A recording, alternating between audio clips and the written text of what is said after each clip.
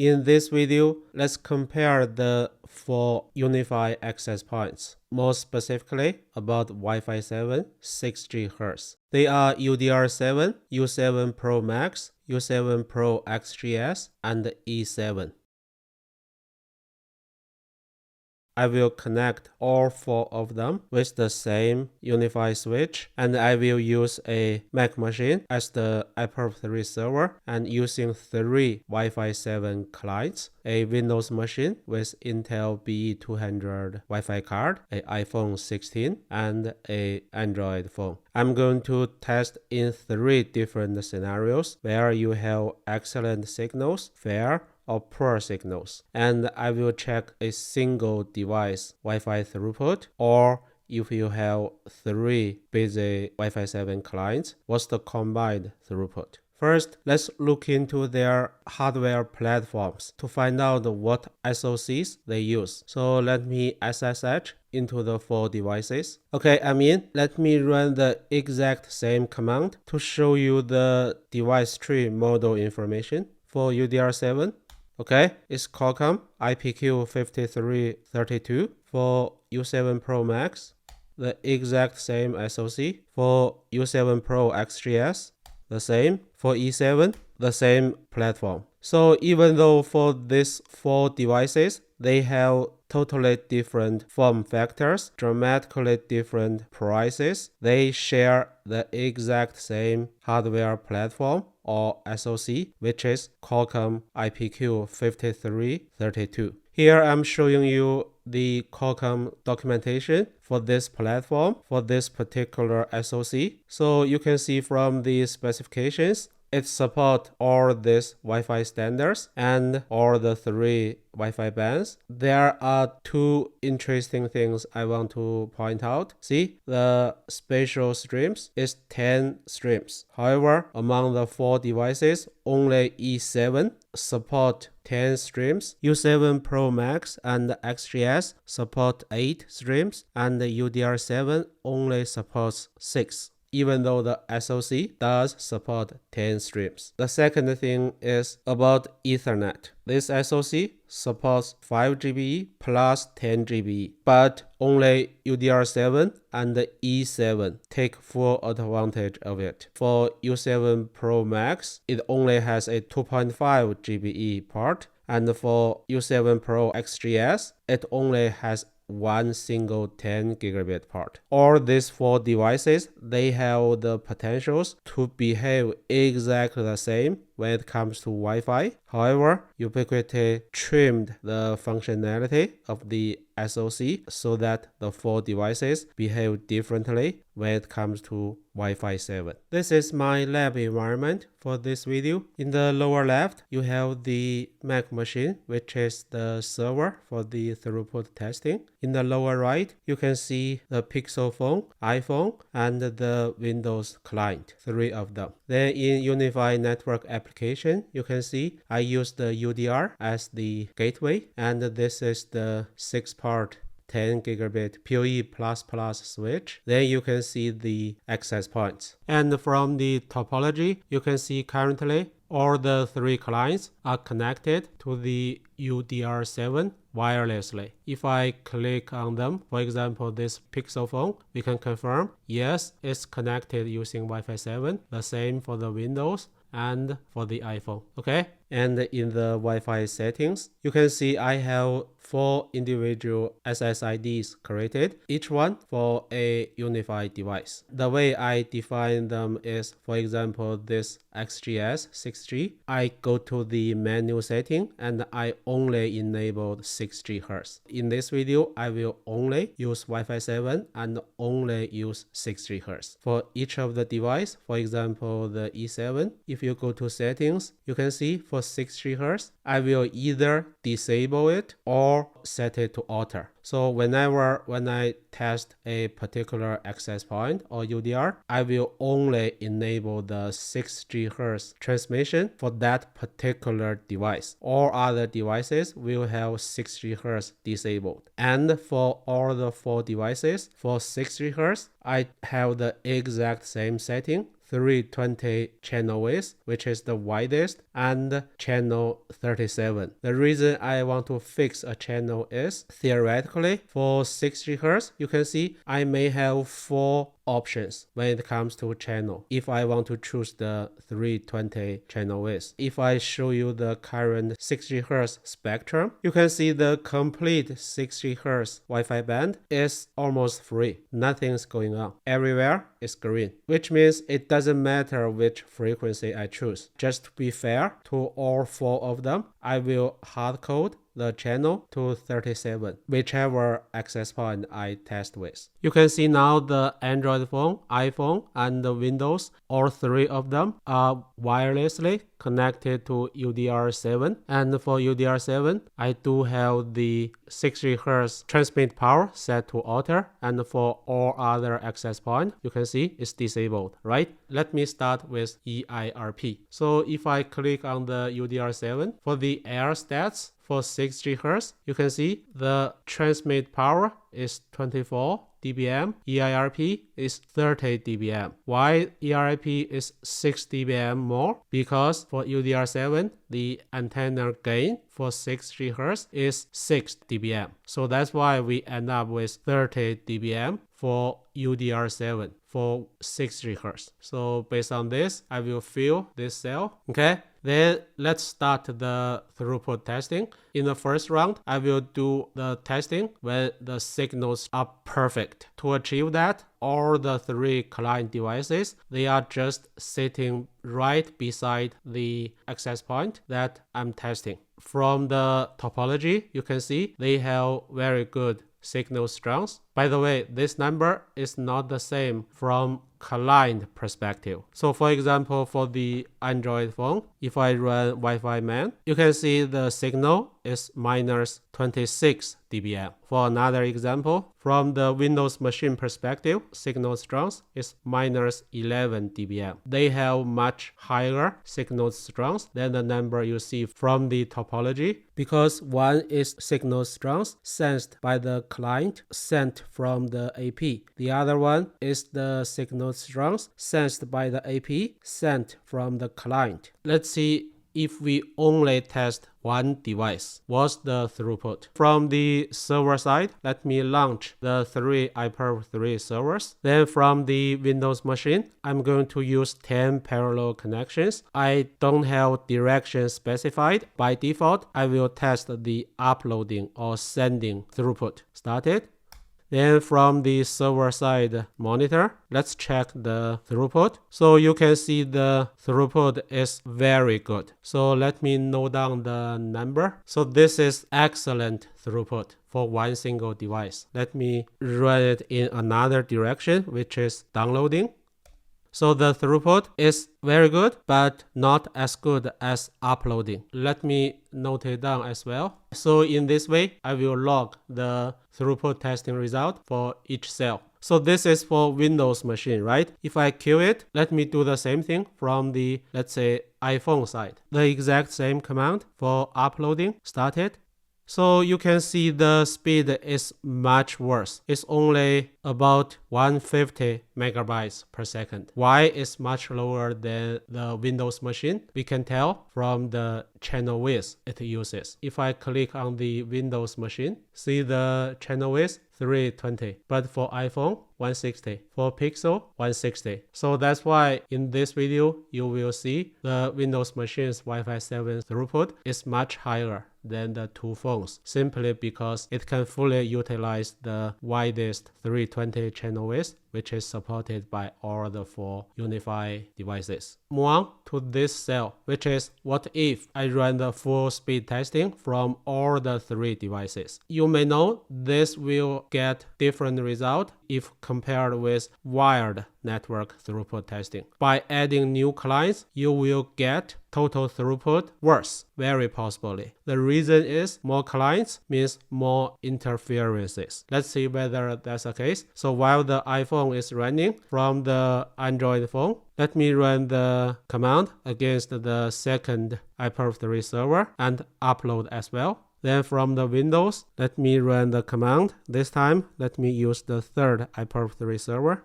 Now all three of them are running. You can see the aggregated throughput is from 217 to 340. Then let me queue them. Let's test download. From iPhone, specify receiving direction, started. From Android, from Windows.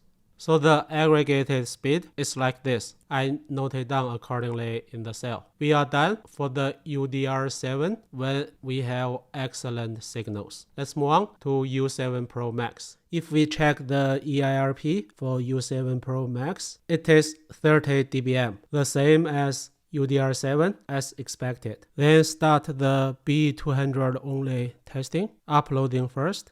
It's worse than UDR7. What about downloading?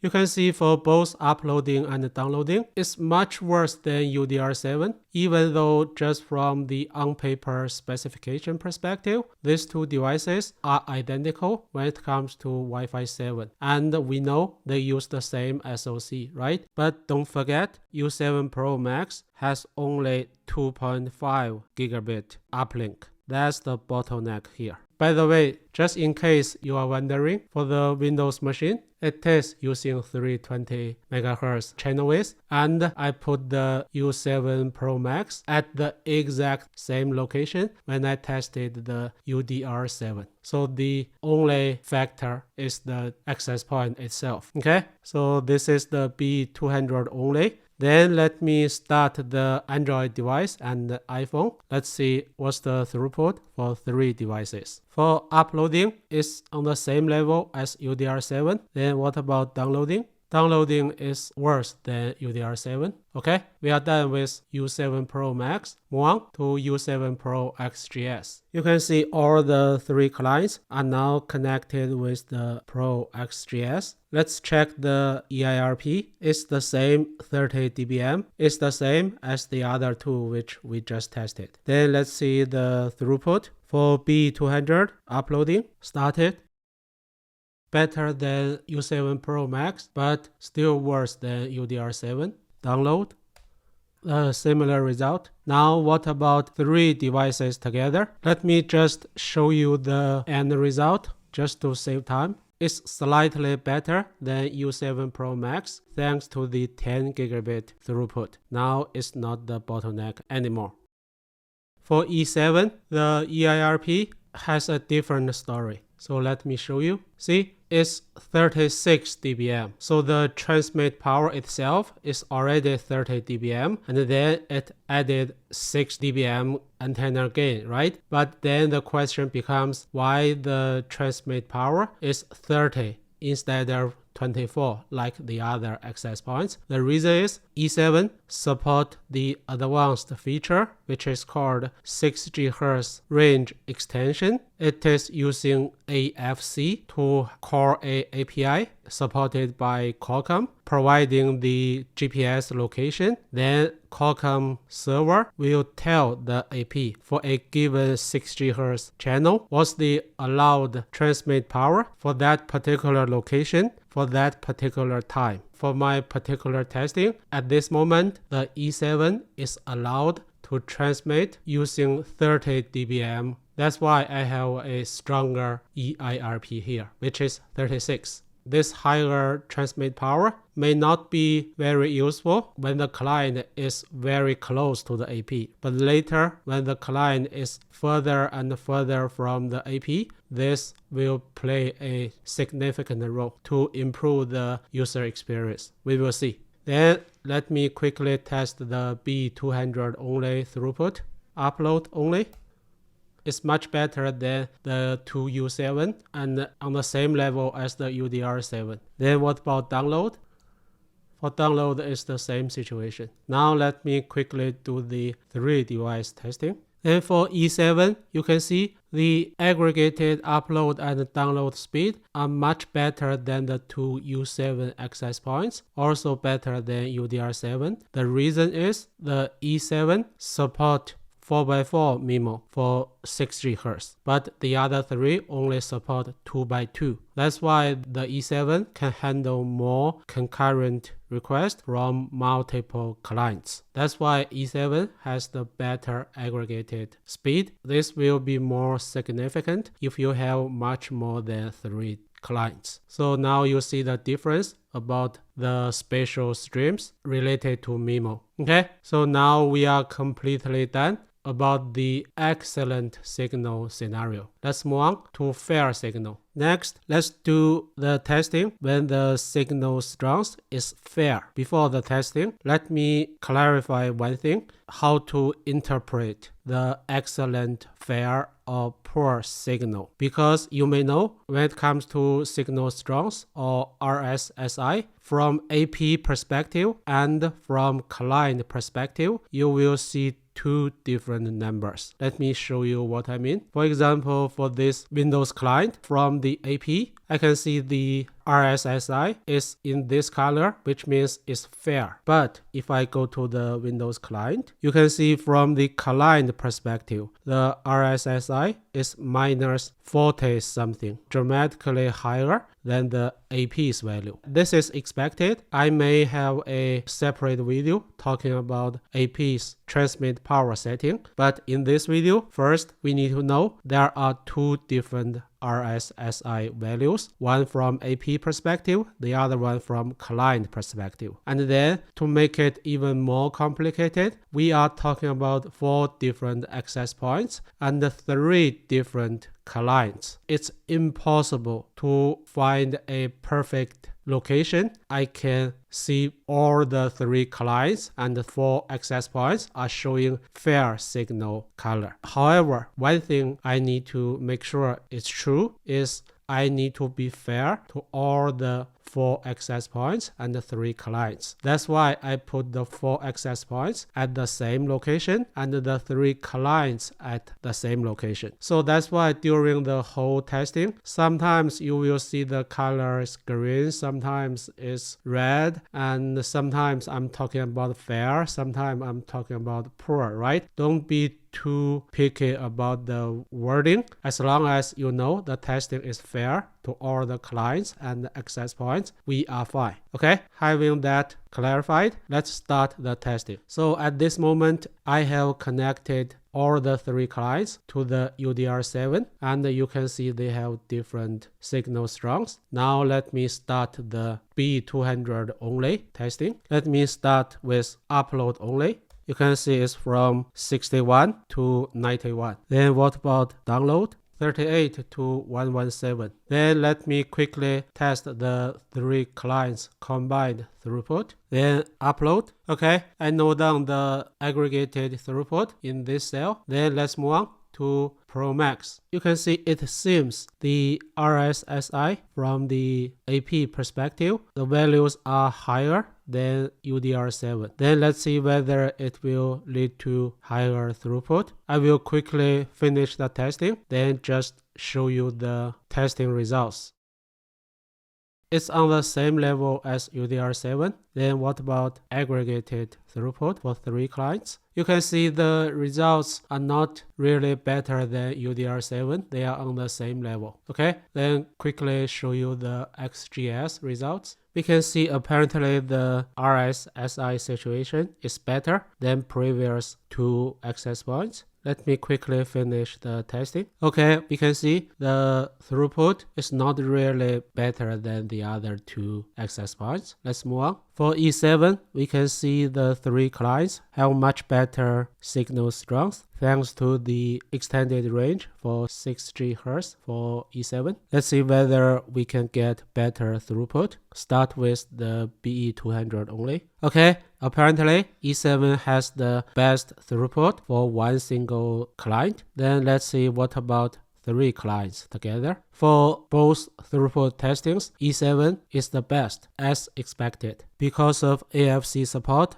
and 4x4 MIMO. Okay, move on to very last part. What if you have very poor signals? The poor signal scenario is the most interesting one. See, I can connect the Windows, the B200 Wi-Fi card to the UDR7 without problem, but you can see the RSSI from the AP perspective is very bad, right? And then for Android, I need to try multiple times. You can see now, yes, it's connected, but the signal is barely better than nothing. Then for iPhone, it's the worst. It even doesn't list the SSID for UDR7. Okay, then based on the current situation, let me try the B200 throughput for upload, then download. Then for aggregated throughput, iPhone cannot even connect. Let's see from the Android. You can see how bad the Android phone's throughput is. Very unstable and very slow. Okay, you can see it's very bad throughput. Move on to U7-Pro-Max. The experience is the same as the previous UDR7. For Windows, I have no problem connecting to the SSID, but for the Pixel phone, I tried 3 times and then got connected. But for iPhone, the same situation, the SSID even doesn't show up. Then let me quickly test the throughput. I will show you the numbers. You can see this is the result. It's worse than UDR7. Okay, move on to U7-Pro-XGS. For XGS, this time, for some reason, I can connect iPhone to it, even though the RSSI is so bad. I don't think it's because XGS is good at signals. I believe it's just I'm lucky this time. But no matter what, let me quickly go through the throughput testing. You can see for iPhone, even though it's showing as connected, iPerf3 testing just hang there because the signal is so weak. It cannot really make reasonable connections. Okay, you can see the throughput is almost identical to Pro Max. Move on to the very last one, E7. I hope this one has better results. Again, the strong transmit power from E7 for 6 GHz plays a role here. Even the weakest iPhone is not showing red color already. Then let me test the throughput for B200 only. See the much better throughput. This kind of speed is really usable. That's impressive. Let me quickly test the 3 devices together. I have finished all the throughput testing. You can see for this poor signal scenario, the E7 excels again. And for the other 3 access points, I really don't see any real difference. So that's why they are on the same level. Then let's go over all the 3 testing scenarios. For each one, E7 is the best. And U7-Pro-XGS sometimes is slightly better than U7-Pro-Max. Interestingly, when the signal strength is excellent,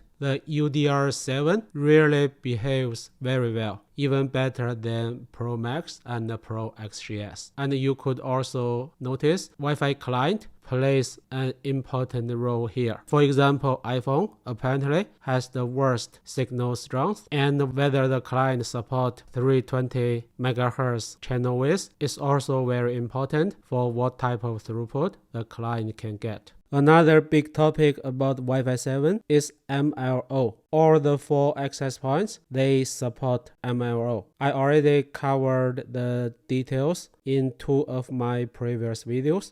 Okay, this ends the video. Thanks for watching.